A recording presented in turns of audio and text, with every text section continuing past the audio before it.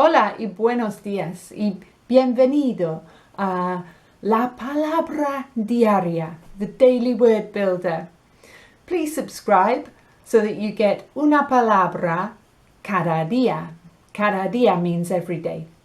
Es importante que el vocabulario forma parte de tu agenda, your schedule. And today I want to talk about una agenda ocupada. If you have una agenda ocupada, that means you have a busy schedule. Una agenda could be something like this. So, una agenda puede ser un tipo de cuaderno, which is a notebook, un libro, a book, or un cuaderno.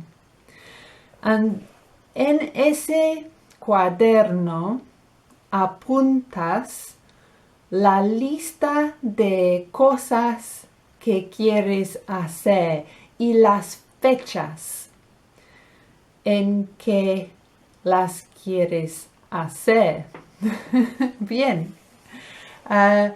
We also talk about it as a non-physical thing. So, las actividades planeadas son la agenda ocupada.